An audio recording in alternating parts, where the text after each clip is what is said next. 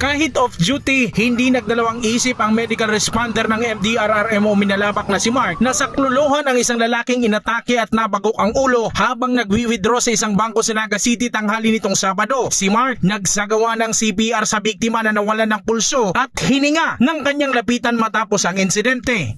Pag-abot mo po, sir, si tatay nagtumba bigla. Nasa may arni po sa ATM machine. Pagkailing ko po, sir, biglan ko si tatay nako kung pag-abot ko po, sir, big pulsuan ko, big iling ko po sinangos.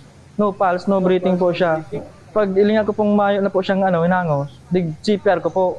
Dahil panganay ko, sir, na sarong cycle na CPR, may sense of life naman si tatay. Yes po. Tapos, sir, pag big tip-tap ko po, sir, si abaga, sir, nagbuklat si yes, nag-response po. May nasabi na po siya, sir, na ngaya ko. Matapos ang CPR ay nagkamalay na umano ang biktima. Masarap umano sa pakiramdam ang makatulong at na-revive ang biktima na hinihinalang inatake. Ang kanyang mga katrabaho, proud sa ginawa ni Mark. Sa institution po ito, medyo samuya po, medyo po kami, naugma, na nakapagtautulos ng tugon.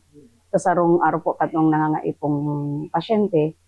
Since ako man po, kumpensado man po ako duman sa nagtautulos ng first aid, since po sila mga trained namin.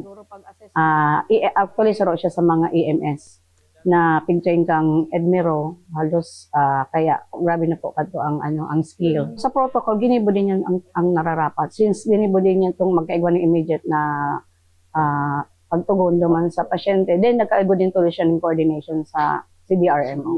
Mga araw po kayo, sir, na insidente, tabuot ko, sir, na dalanon sana. Mas maray po itong may ginigibutan taba. Dahil po, mayo po sa ko na nagsabi nagduwa-duwa na. Mayo. Diretso po si kaisipan ko magtabang naman sa kitatay. Ang mga ganitong aksyon sa nangangailangan ay buga umano ng kaalaman at kasanayan, kaya kumpiyansa ang kanilang responder na tumugon sa nangangailangan. Jan Amador, CSN.